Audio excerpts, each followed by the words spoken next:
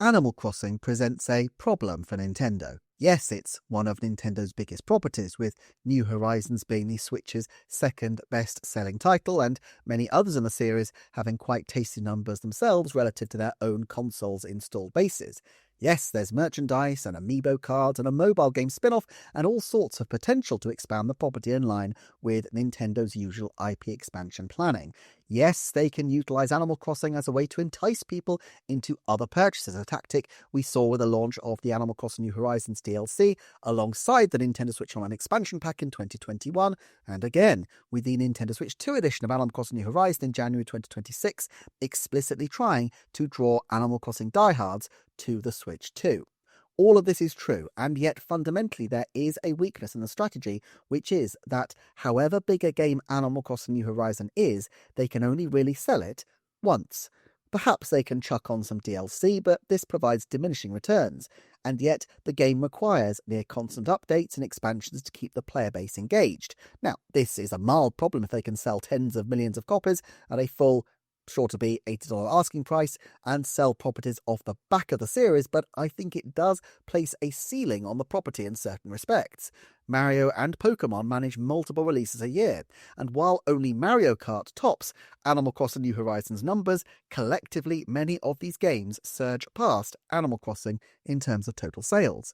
Zelda and Kirby also managed to release games at an average rate of about one game per year, although with Kirby, many of these titles are smaller downloadable titles like Kirby Fighters and Kirby Dream Buffet. From Nintendo's point of view, as they do like to maximize money, this could be seen as a bit of a limitation. The problem that Animal Crossing faces is that the attraction of the game is, for so much, wrapped up with the single title offering huge and almost unending possibility for play for people to keep returning to their island or town. And yet, because the game can't sustain new content indefinitely on the single purchase price, the promise of this potential is rarely fulfilled. I don't know exactly how active people are on their New Horizons islands on average, but my guess is that the vast majority have a play pattern not unlike mine. A lot of hours in 2020, a good number in 2021, especially when the extra expansion pack launched, a bit of time here and there since, and a bit more in January 2026 when the Nintendo Switch 2 update launched, but generally quite quiet. Obviously, the specific pattern here will change depending on when you bought the game, but if you graphed playtime against calendar time, I doubt the shape of the graph would be drastically different for most players. And that's fine for Nintendo when they can move you on to another game, but the problem Nintendo has is that there is no second string Animal Crossing game that they can move people onto. They can't meaningfully remake old titles like they do with Zelda because, while there are differences, the newer titles are built out of the gameplay of their predecessors, so it's unlikely that these would have a broad appeal. Plus, it might be difficult to sell these as new, given that they are fundamentally the same kind of content, and ultimately people are dedicated to their singular town or island and might not want to flip between them. They can make spin-offs, but the risk is that these feel inessential, as happened with Amiibo Festival on the Wii U. Or they can make them subordinate to the main game, as with Happy Home Designer, but then ultimately they just become DLC. That title found its best form when it was reinvented as the Happy Home Paradise DLC for New Horizons, which allowed players the chance to play a different form of Animal Crossing while still enjoying the base game. Even so, the DLC was mostly inexperienced, hive-offed from the core game. The choices on your island didn't meaningfully affect your happy home design choices, and it was to all intents and purposes a completely separate experience. Bringing the Happy Home Designer mechanics into version 3 may have brought the base game and the spin-off closer together, but the new hotel concept that they introduced there is still essentially some kind of mini-game within the whole structure of Animal Crossing New Horizons. What we don't see is major evolutions within the game happening over the years that it's in development. The same events happen year after year, the same seasons pass, the same, albeit very large, cast of animals, companions cycle in and out, and after a while the same kind of conversations start cropping up because after all there are only so many types of villager that you can have. Now, there is still a huge amount of content in the game, and I have no doubt the switch to Animal Crossing will be even more expansive, especially after a couple of years of updates. But Financially, the game is tricky for Nintendo. Once people have bought the game, they don't have another offer for the audience within the gaming space. Indeed, New Horizons only had a year and a half of meaningful updates until the 2026 Nintendo Switch 2 edition, which felt especially abrupt for such a massive success of a game. However, if we continue to have longer and longer generations, even support cycles of 3 or 4 years might still leave massive gaps between Animal Crossing releases and the abandonment of fans in the long gaps in between. Arguably, the series is successful enough that Nintendo should keep supporting it just for goodwill, but ultimately in a commercial environment, if the incentives aren't there, we shouldn't expect content to follow indefinitely. I'm not saying I want to expect Nintendo to commercialize Animal Crossing to the point where it's a nightmare hellscape of chiseling microtransactions, but they must be actively considering whether their model works for the game that Animal Crossing is becoming, or at least has the potential to be. So, what are the solutions? I can think of 4 basic routes they could go, each with their advantages but also their serious pitfalls. There are more left-field ones, but let's stick a pin in those for the time being. Option 1. Multiple rounds of DLC. It's rare for Nintendo to do DLC over very long periods, but there are precedents. Super Smash Bros. Ultimate went just shy of 3 years over 2 separate Fighters Passes, while Mario Kart 8 Deluxe announced a 6-installment over 2 years single DLC expansion pass. If Animal Crossing received 2 years of free updates and then had 2 waves of substantial DLC, each lasting 2 years itself, then this would keep the game up to date for 6 whole years. The downside, though, is that the audience becomes fragmented over time, especially as not everybody may update punctually. The sense of community spirit that you get from everybody experiencing a new update together would be lessened. It's also the case that substantial innovations like the Happy Home Designer mechanics might not appeal to everybody and might be better tried outside of the core game, as they did on the 3DS.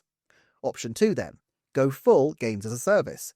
Perhaps the game is digital only with a subscription fee. This would be horrific for physical collectors, but also would create its own kind of pressure to keep the audience satisfied, and of course, the more time that is spent on the single title is the less time that can be plunged into experimentation for the next one. It would mean that the series' income could be averaged out over time, building a stable revenue stream, which might be more useful in certain respects than a one-off big hit. But realistically, if a lot of people played Animal Crossing for a bit and then disengaged, the regular content might not be sufficient to hold people's attention, and the approach could actually backfire. Option 3. Increase the price of the base game substantially so that ongoing support is priced in at the start.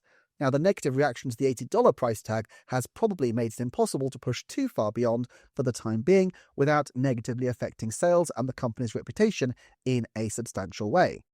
Perhaps there's a constituency of people who would be happy with 5 years of quality support for a higher price, but that's a really difficult sell. Even $80 seems like the upper limit at the time being, and while that is a very substantial price, it is, in real terms, no different from Breath of the Wild in 2017, and indeed not that different from the price for New Horizons.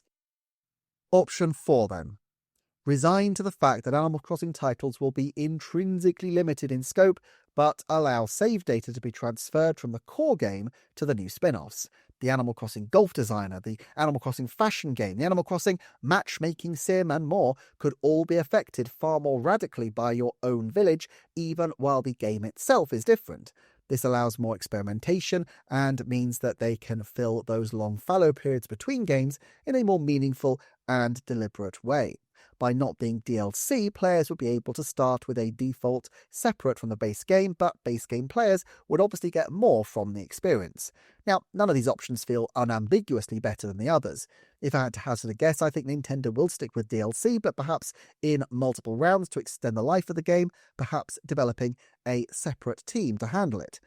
I would have assumed that we would have seen DLC for New Horizons to a much greater extent, but nevertheless, the time it's taken to develop for the next Animal Crossing will allow Nintendo to expand their team, meaning that they should be able to make a far greater amount for the next Animal Crossing. Spin-offs also seem far more plausible, as they can use them to experiment.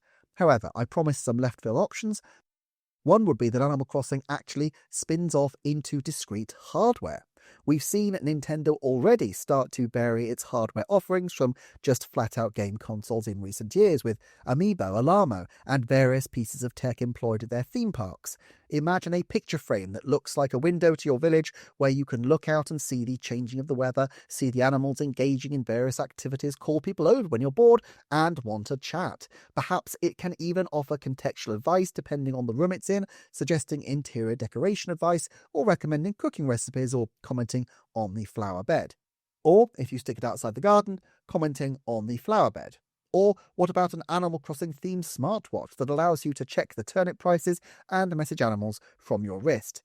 The odds of anything like this being a hit out of the gate are low, but the potential seems high for Animal Crossing specifically to sell hardware that isn't directly connected to the core Switch 2, and this would be one way of giving Nintendo greater security if their console sales ever flag, because they could in theory sustain multiple lines of hardware indefinitely.